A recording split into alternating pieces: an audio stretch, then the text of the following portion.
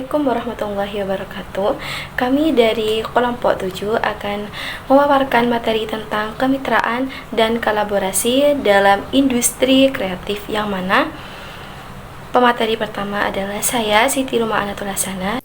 Dan pemateri kedua saya, Erinda Sulistiana.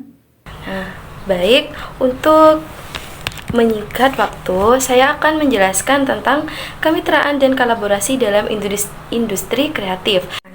Pentingnya kemitraan dan kolaborasi ini adalah kemitraan sendiri itu adalah hubungan atau kerjasama yang saling menguntungkan antara dua pihak atau lebih. Nah, sedangkan kolaborasi adalah tindakan bekerja sama dengan orang lain untuk mencapai tujuan yang sama. Nah, kemitraan dan kolaborasi ini adalah memainkan peran penting dalam berbagai konteks, baik dalam bisnis, pemerintahan, maupun masyarakat umum, dengan memanfaatkan kekuatan gabungan dan kerjasama antar individu atau organisasi.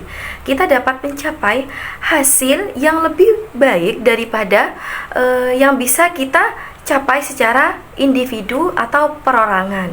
Nah, di sini ada beberapa alasan mengapa kemitraan dan kolaborasi itu dianggap penting.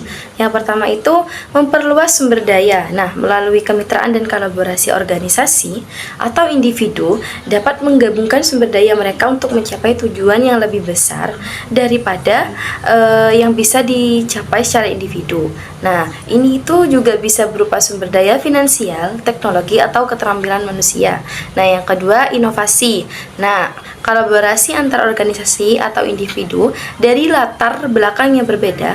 Nah, itu seringkali memunculkan ide-ide dan inovasi dengan berbagi pengetahuan, pengalaman, dan perspektif. Kemitraan dapat mempercepat pengembangan solusi yang kreatif dan efektif untuk berbagai masalah.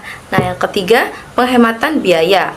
Kemitraan dapat membantu mengurangi biaya pengembangan produk atau layanan dengan membagi resiko dan beban awal keuangan antar mitra ini. Itu juga dapat mengurangi investasi awal yang diperlukan untuk memulai proyek baru atau mengembangkan produk baru. Nah, yang keempat ini akses ke pasar baru. Kolaborasi antar organisasi itu dapat membuka pintu ke pasar baru atau segmen pasar yang sebelumnya tidak terjangkau. Nah, dengan menggabungkan jaringan dan basis pelanggan masing-masing mitra, nah, kemitraan dapat memperluas jangkauan bisnis dan meningkatkan potensi pendapatan.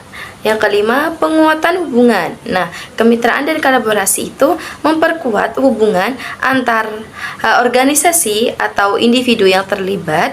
Nah, hal ini tuh dapat menciptakan ikatan jangka panjang yang saling menguntungkan dan membangun kepercayaan yang lebih dalam di antara pihak-pihak yang terlibat. Nah, yang keenam itu resolusi masalah kompleks. Nah, dalam beberapa kasus, masalah yang kompleks itu memerlukan pendekatan yang beragam dari multidisiplin. Nah, dengan bekerja sama melalui kemitraan, organisasi atau individu itu dapat menghadapi masalah dengan cara yang lebih holistik dan efektif. Nah, yang ketujuh, pengaruh lebih besar. Nah, melalui kemitraan, individu atau organisasi dapat memiliki pengaruh yang lebih besar dalam mempengaruhi kebijakan, standar industri, atau perubahan sosial. Dengan berkolaborasi, pihak yang berpartisipasi dapat menyatukan suara mereka untuk mencapai tujuan bersama.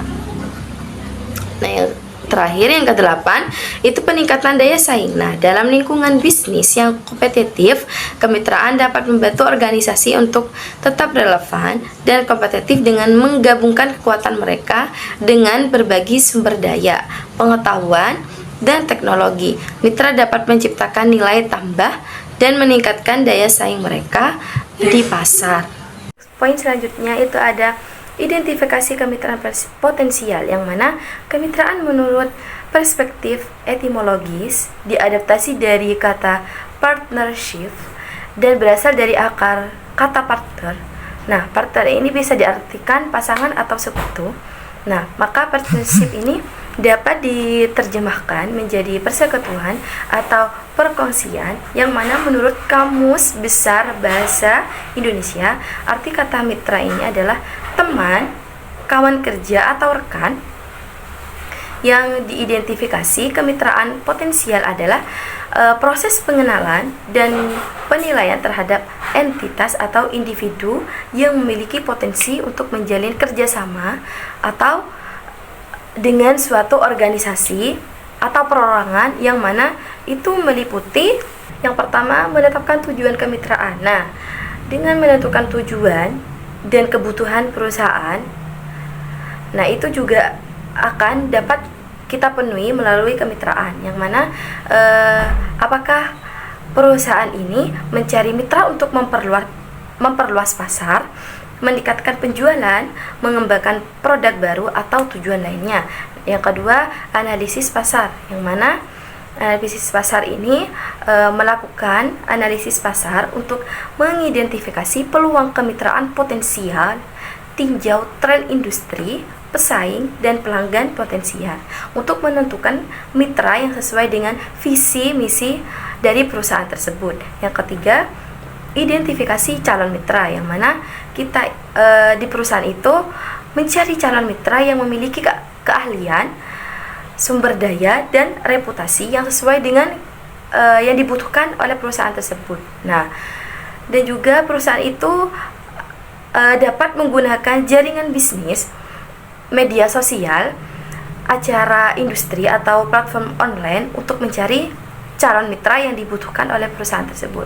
Nah, yang keempat ini evaluasi potensi mitra, yang mana perusahaan itu harus melakukan evaluasi menyeluruh terhadap calon mitra, termasuk reputasi, kinerja keuangan, visi bisnis, dan nilai budaya perusahaan. Nah, pastikan bahwa nilai-nilai dan tujuan kedua belah pihak itu sejalan untuk memastikan kesuksesan kemitraan tersebut. Nah, yang kelima ini mengajukan proposal kemitraan, yang mana setelah mengidentifikasi calon mitra potensial, ajukan proposal kemitraan yang berisi rincian kerjasama, manfaat bagi kedua belah pihak, tata kelola kemitraan, dan pembagian tanggung jawab. Nah, itu dengan melakukan identifikasi kemitraan potensial secara cermat dan strategis, nah perusahaan itu akan menemukan mitra yang tepat untuk membantu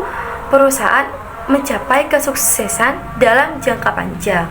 Nah, untuk poin selanjutnya ada negosiasi dalam manajemen kontrak, yang mana negosiasi dalam manajemen kontrak adalah proses komunikasi dan perundingan antara dua pihak yang bertujuan untuk mencapai kesepakatan yang saling menguntungkan terkait isi kontrak yang akan disepakati. Nah, proses negosiasi ini penting dalam manajemen kontrak karena akan mempengaruhi hasil akhir kontrak dan hubungan antar kedua belah pihak.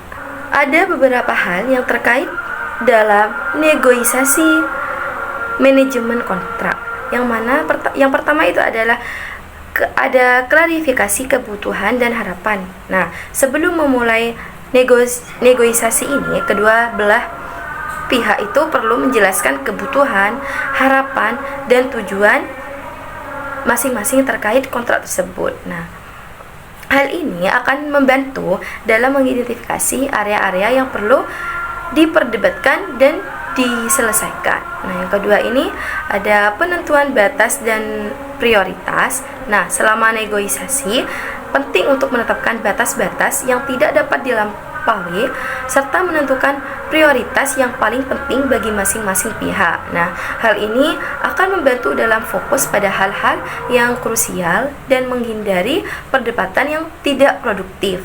Yang ketiga, komitmen pada win-win solution, yang mana negosiasi dalam manajemen kontrak itu sebaiknya dilakukan dengan semangat mencari solusi yang saling menguntungkan bagi kedua belah pihak.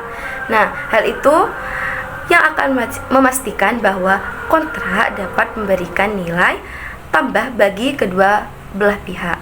Nah, yang keempat ini ada komunikasi efektif, yang mana komunikasi yang jelas, terbuka, dan transparan itu sangat penting dalam proses negosiasi. Nah, kedua belah pihak itu perlu mendengarkan dengan baik, mengungkapkan kebutuhan, dan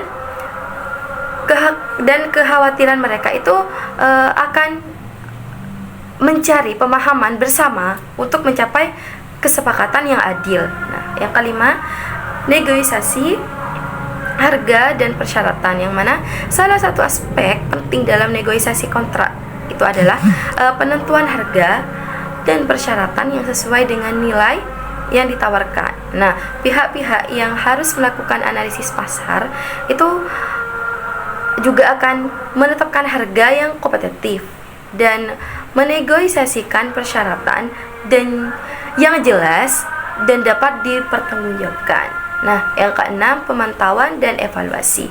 Nah, setelah kesepakatan tercapai, penting untuk terus memantau pelaksanaan kontrak, mengevaluasi kinerja kedua belah pihak, serta melakukan perubahan jika diperlukan untuk memastikan kesuksesan kemitraan dengan melakukan negosiasi yang baik dalam manajemen kontrak. Nah, kedua belah pihak dapat mencapai kesepakatan yang saling menguntungkan, meminimalkan risiko, dan membangun hubungan kerja yang kuat.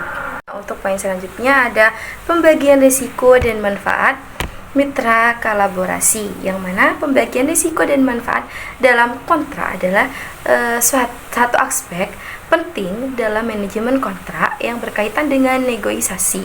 Nah, pembagian risiko dan manfaat ini itu bertujuan untuk menentukan bagaimana risiko dan manfaat dari kontrak tersebut akan didistribusikan antara kedua belah pihak, yaitu pemberi kontrak atau biasanya disebut sebagai pemberi kerja dan penerima kontrak, atau biasanya disebut sebagai kontraktor atau vendor.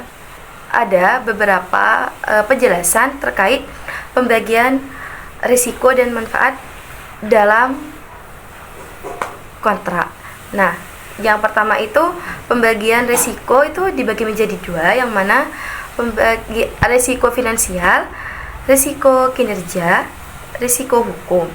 Nah, risiko finansial ini adalah risiko finansial yang dapat berkaitan dengan perubahan harga bahan baku, fluktuasi mata uang, atau perubahan kebijakan pemerintah yang dapat mempengaruhi biaya proyek. Nah, pembagian risiko finansial ini biasanya itu dilakukan dengan menetapkan mekanisme pembayaran yang adil dan jelas.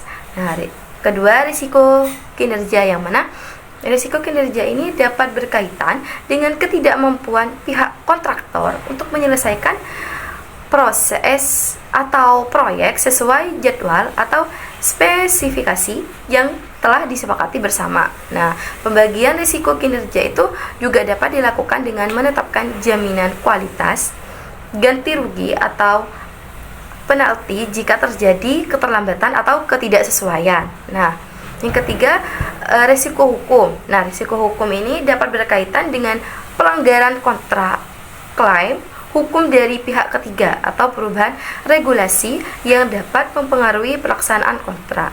Nah, pembagian risiko hukum biasanya diatur dalam klausa-klausa atau kontrak terkait tanggung jawab dan penyelesaian sengketa. Nah, yang selanjutnya itu ada pembagian manfaat. Pembagian manfaat. Yang pertama, manfaat finansial, yang kedua manfaat operasional. Nah, manfaat finansial ini adalah manfaat yang berupa peningkatan pendapatan, penghematan biaya, atau keuntungan lainnya yang diperoleh dari pelaksanaan kontrak. Nah, pembagian manfaat finansial itu biasanya diatur dalam bentuk pembagian laba atau bonus atas kerja yang baik. Nah, yang selanjutnya manfaat operasional. Nah, manfaat operasional ini adalah dapat berupa peningkatan efisiensi operasional, yang mana peningkatan kualitas produk atau layanan itu akan meningkatkan reputasi perusahaan. Pembagian manfaat operasional ini biasanya diatur dalam bentuk pengakuan atas kontribusi positif dari kedua belah pihak.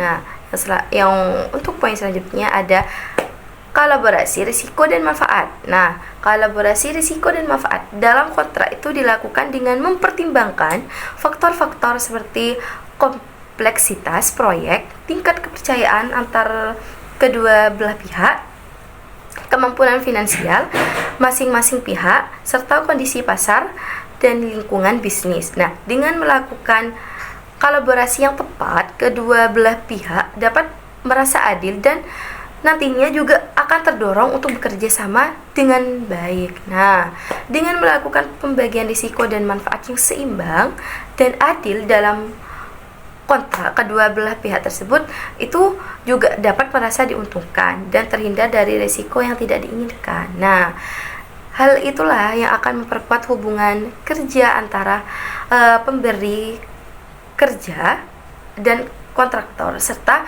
meningkatkan kesuksesan pelaksanaan kontrak. Di sini saya akan menjelaskan tentang komunikasi efektif. Komunikasi efektif adalah proses transmisi ide, pemikiran, atau informasi dari pengirim pesan kepada penerima pesan yang menghasilkan hubungan atau timbal balik positif bagi kedua belah pihak. Komunikasi efektif ditandai dengan tercapainya tujuan melalui proses komunikasi yang dilakukan. Selain itu, pemahaman akan informasi yang diterima dan umpan balik menjadi salah satu indikator penting terwujudnya komunikasi efektif. Komunikasi efektif menggabungkan serangkaian keterampilan termasuk komunikasi nonverbal, mendengarkan dengan penuh perhatian, kemampuan untuk mengelola stres pada saat komunikasi berlangsung, dan kapasitas untuk mengenali dan memahami emosi diri sendiri maupun emosi orang lain yang kita ajak berkomunikasi. Untuk itu, komunikasi efektif membutuhkan seorang komunikator yang mampu menyampaikan informasi secara natural dan komunikan yang menerima informasi secara aktif. Kedua hal tersebut terkesan dilakukan secara spontan, tapi sesungguhnya didasari dengan metode komunikasi yang efektif. Selanjutnya, beberapa manfaat komunikasi efektif. Yang pertama, meningkatkan kepuasan kerja. Komunikasi efektif yang terus didukung pelaksanaannya di tempat kerja dapat membantu dan membangun loyalitas dan kepercayaan yang pada akhirnya berkontribusi pada kepuasan kerja yang lebih besar. Survei juga menunjukkan bahwasannya organisasi yang mendorong komunikasi yang terbuka antara atasan dan juga bawahan dapat menekan siklus pergantian karyawan. Yang kedua, meningkatkan produktivitas kerja.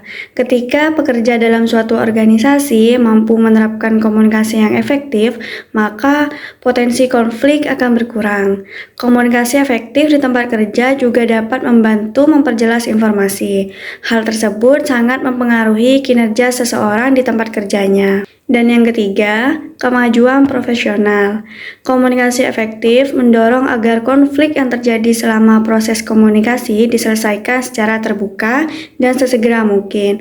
Upaya positif ini mengarahkan pada pertumbuhan individu untuk menjadi pribadi yang profesional. Selanjutnya, beberapa prinsip-prinsip dalam komunikasi yang efektif. Dalam mewujudkan komunikasi yang efektif, baik komunikator maupun juga komunikan harus mengingat dan mengaplikasikan beberapa prinsip yang sangat berperan penting dalam menentukan keberhasilan komunikasi efektif. Yang pertama, prinsip kesiapan dan motivasi. Prinsip ini menuntut komunikator dan penerima harus siap dan tetap termotivasi selama proses komunikasi berlangsung, sehingga komunikasi efektif ini bisa terlaksana. Kurangnya minat, semangat, dan antusias dari salah satu pihak yang terlibat dalam komunikasi dapat mempengaruhi proses dan produk komunikasi. Yang kedua, prinsip memiliki keterampilan komunikasi yang kompeten. Prinsip ini menekankan bahwa baik komunikator dan penerima harus cukup kompeten dan efisien dalam hal berkomunikasi, baik memberi maupun menerima informasi atau pesan yang diinginkan. Memiliki keterampilan komunikasi yang diperlukan sangat penting, sehingga proses komunikasi dalam hal transmisi dan penerimaan dapat dilakukan oleh kedua belah pihak secara efektif. Yang ketiga, prinsip berbagi dan interaksi. Pada prinsipnya, komunikasi tidak hanya sekedar memberi dan menerima informasi. Komunikasi adalah proses dua arah, sehingga keberhasilan komunikasi efektif terletak pada kemungkinan sebanyak mungkin pertukaran ide dan menjaga interaksi timbal balik antara pemberi dan penerima informasi. Yang keempat, prinsip kesesuaian isi komunikasi. Komunikasi efektif sangat dipengaruhi oleh isi pesan. Isi dari apa yang akan dikomunikasikan harus mudah dipahami dan sesuai dengan pihak komunikator maupun penerima. Dan yang kelima, prinsip media dan saluran yang tepat. Efektivitas proses komunikasi akan tergantung pada jenis media atau saluran komunikasi yang digunakan. Oleh karena itu, baik komunikator maupun komunikan harus menyepakati media dan saluran yang akan digunakan selama proses komunikasi efektif dengan menimbang isi pesan yang akan disampaikan. Yang keenam, prinsip umpan balik yang tepat. Komunikasi efektif bisa dikatakan sukses apabila selama proses komunikasi, komunikator menerima umpan balik yang diinginkan dari penerima, dan begitupun sebaliknya. Dan yang terakhir, yang ketujuh, prinsip fasilitator dan hambatan komunikasi. Mewujudkan komunikasi efektif bukanlah perkara yang mudah. Kesalahpahaman antara komunikator dan komunikan selama proses komunikasi sering kali terjadi. Ada banyak variabel yang mengintervensi antara sumber dan penerima informasi selama proses komunikasi.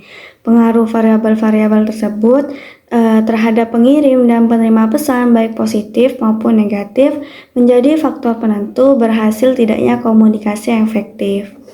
Ada beberapa faktor penghambat komunikasi efektif. Yang pertama, penggunaan kata atau frasa abstrak.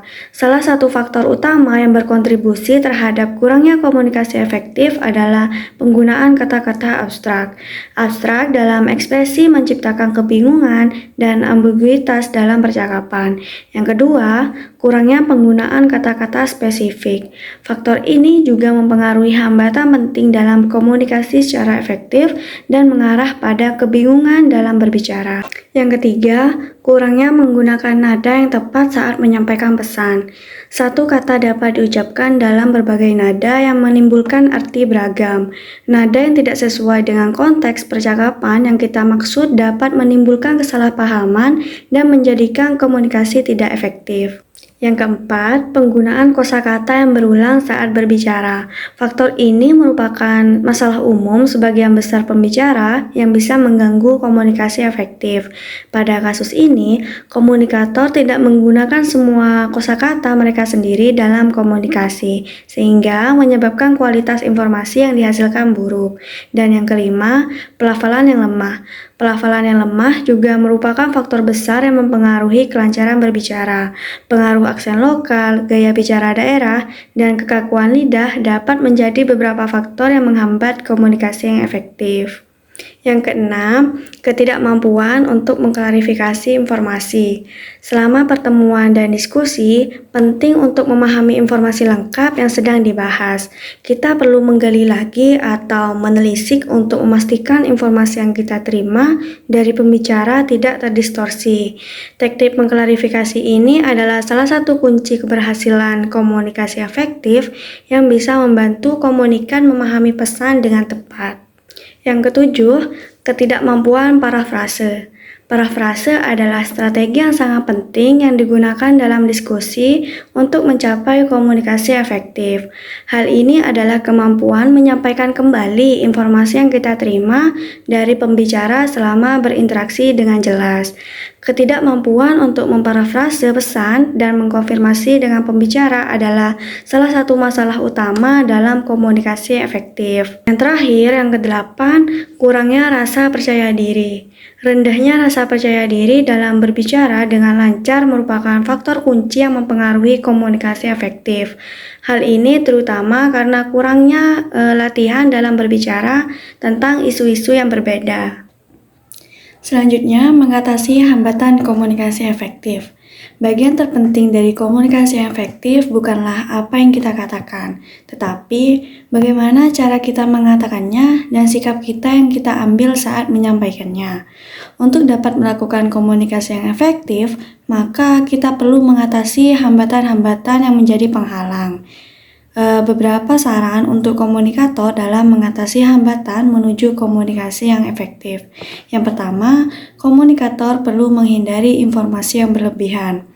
Seorang pengirim pesan harus dapat memperkirakan pesan yang disampaikan dalam jumlah dalam jumlah yang tepat sehingga dapat ditafsirkan atau dibaca dengan mudah oleh penerima agar tercipta komunikasi yang efektif.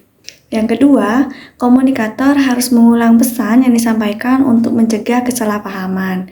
Pengulangan pesan itu sangat penting dalam proses komunikasi efektif untuk memastikan bahwa informasi yang disampaikan kepada penerima dapat dipahami dengan tepat.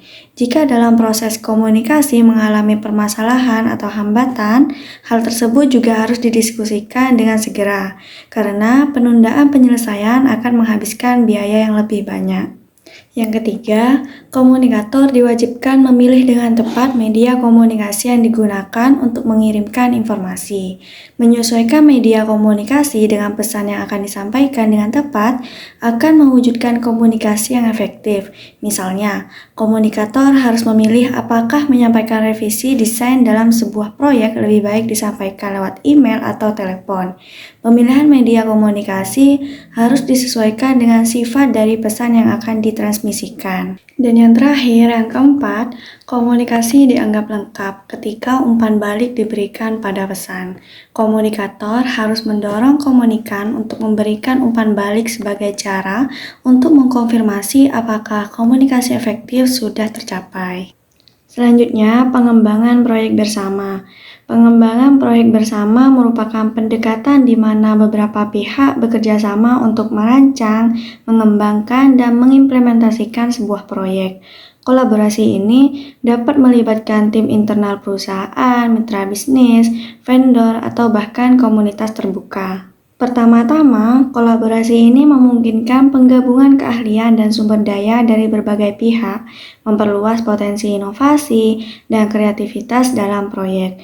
Dan yang kedua, dengan melibatkan beragam perspektif, risiko dapat diminimalkan dan solusi yang lebih holistik dapat ditemukan. Dan yang terakhir, pengembangan proyek bersama memperkuat hubungan antara pihak-pihak yang terlibat, membuka peluang untuk kemitraan jangka panjang dan pertumbuhan bersama. Dalam keseluruhan, pendekatan ini mempromosikan sinergi dan efisiensi dalam mencapai tujuan proyek. Selanjutnya, membangun kepercayaan. Kepercayaan konsumen merupakan hal yang sangat penting untuk dijaga. Tujuannya untuk meningkatkan bisnis agar dapat lebih berkembang. Kepercayaan merupakan sebuah syarat mutlak bagi perkembangan bisnis. Membangun kepercayaan memerlukan upaya lebih lanjut dalam mendapatkan, mempertahankan, dan juga meningkatkan konsumen.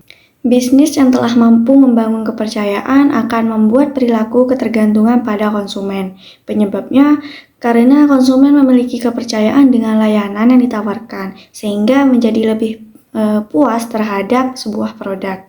Beberapa cara yang dapat dicoba untuk membangun kepercayaan konsumen pada bisnis. Yang pertama, menjamin keamanan konsumen. Dapat dilakukan dengan memberikan rasa aman kepada konsumen ketika membeli atau bertransaksi dengan bisnis atau website yang dikelola. Selain itu, berikan pilihan pada konsumen untuk membeli secara online apabila pembelian produk secara offline sedang tidak ada. Pastikan situs web yang dikelola benar-benar berfungsi dengan baik dan menjamin transaksi digital dengan aman.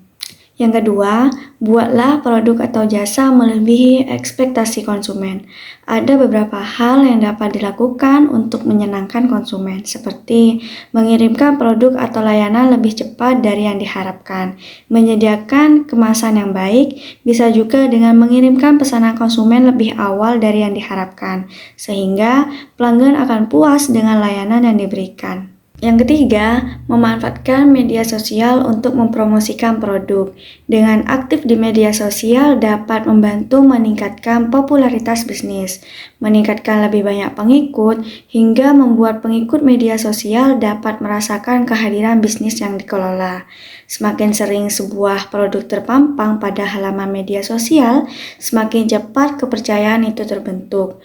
Konten dapat berupa adanya interaksi dengan pengikut melalui media sosial, memposting foto dan video, atau memperbarui umpan pengikut dengan berita dan informasi yang bermanfaat. Oleh karena itu, penting untuk terus terlibat aktif dan hadir di platform media sosial secara terus-menerus. Dan yang keempat, memberikan apresiasi kepada konsumen. Bentuk apresiasi ini dapat berupa diskon maupun pembagian kartu hadiah, atau menggunakan program loyalitas untuk memberikan penghargaan kepada pelanggan. Bisa juga dengan menawarkan barang-barang sederhana seperti pulpen atau buku catatan, atau bahkan barang-barang berharga seperti topi atau jaket dengan logo bisnis di atasnya. Cara ini memang tergolong sederhana, namun cukup efektif untuk mengapresiasi konsumen yang telah percaya dengan bisnis tersebut. Selanjutnya, evaluasi kinerja dan keberlanjutan kolaborasi. Evaluasi kinerja dalam industri kreatif melibatkan analisis berbagai faktor seperti inovasi, kreativitas, efisiensi produk, kepuasan pelanggan, dan dampak sosial atau budaya dari karya yang dihasilkan. Evaluasi kinerja dalam industri kreatif melibatkan beberapa aspek. Yang pertama, pencapaian tujuan proyek. Pencapaian tujuan proyek dalam industri kreatif mencakup sejauh mana proyek tersebut memenuhi visi awal, mencapai tenggat waktu yang ditetapkan, dan memenuhi standar kualitas yang diharapkan. Ini bisa melibatkan elemen seperti inovasi, kreativitas, dan keberhasilan dalam penyampaian pesan yang diinginkan. Yang kedua, kualitas karyawan yang dihasilkan. Kualitas karyawan dalam industri kreatif mencakup kemampuan kreatif, keahlian teknis, kolaborasi, komunikasi, dan dedikasi terhadap proyek. Hal ini dapat dinilai berdasarkan kontribusi individu terhadap hasil akhir proyek, tingkat kepuasan klien, dan reputasi yang dibangun di dalam industri. Evaluasi karyawan juga melibatkan kemampuan untuk beradaptasi dengan perubahan, belajar dari pengalaman, dan berkontribusi pada budaya kerja yang inklusif dan produktif. Selanjutnya yang ketiga, kepuasan klien atau audiens. Kepuasan klien atau audiens dalam industri kreatif mencakup sejauh mana karyawan atau produk yang dihasilkan memenuhi harapan atau kebutuhan mereka. Hal ini dapat diukur melalui umpan balik langsung, ulasan, survei, atau metrik lainnya seperti tingkat retensi atau loyalitas pelanggan. Kepuasan klien atau audiens ini adalah indikator penting dalam menentukan keberhasilan sebuah proyek atau produk di pasar. Selanjutnya yang keempat, dampaknya terhadap pasar atau komunitas.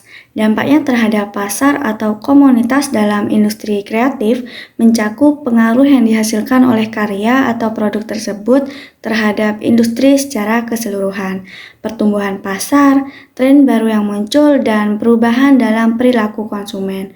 Evaluasi ini bisa mencakup peningkatan pangsa pasar, penetrasi pasar baru, atau pengakuan merek yang lebih luas. Dampaknya juga bisa dilihat dari perspektif sosial dan budaya, seperti cara karya tersebut mempengaruhi opini publik atau memperkaya pengalaman audiens. Pembahasan selanjutnya tentang metrik, di mana metrik yang digunakan bisa beragam. Yang pertama, mulai dari angka penjualan. Hal ini mengacu pada jumlah produk atau layanan yang terjual dalam suatu periode waktu tertentu. Yang kedua, tingkat kehadiran. Hal ini mencerminkan seberapa banyak orang yang hadir atau terlibat dalam suatu acara atau aktivitas. Dan yang ketiga, hingga respon positif dari penggunaan atau pemirsa. Hal ini menunjukkan pada umpan balik atau tanggapan yang bersifat positif dari audiens atau penggunaan terhadap karya atau produk tertentu. Selanjutnya ada keberlanjutan kolaborasi.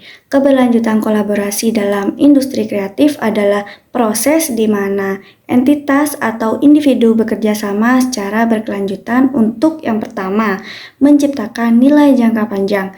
Menciptakan nilai jangka panjang dalam konteks kolaborasi industri kreatif melibatkan pengembangan solusi yang memperhitungkan dampak sosial, lingkungan, dan ekonomi jangka panjang. Yang kedua, memperluas jangkauan pasar. Memperluas jangkauan pasar dalam kolaborasi industri kreatif adalah strategi untuk menciptakan kesempatan baru dengan menggabungkan keahlian dan sumber daya dari berbagai sektor industri kreatif. Dan yang ketiga, mempercepat inovasi. Mempercepat inovasi dalam kolaborasi industri kreatif melibatkan pertukaran ide dan pengetahuan antara berbagai entitas atau individu, serta penggunaan teknologi dan metodologi yang memungkinkan pengembangan produk atau layanan baru yang inovatif. Dan yang terakhir, yang keempat, meningkatkan daya saing, di mana meningkatkan daya saing ini melalui kolaborasi industri kreatif melibatkan peningkatan kualitas, efisiensi, dan diferensiasi produk atau layanan untuk mencapai keunggulan yang kompetitif. Dengan mempertimbangkan aspek sosial, lingkungan, dan ekonomi, hal ini melibatkan pertukaran ide, sumber daya, dan keahlian untuk menciptakan hasil yang berkelanjutan secara ekonomis, sosial, dan juga lingkungan.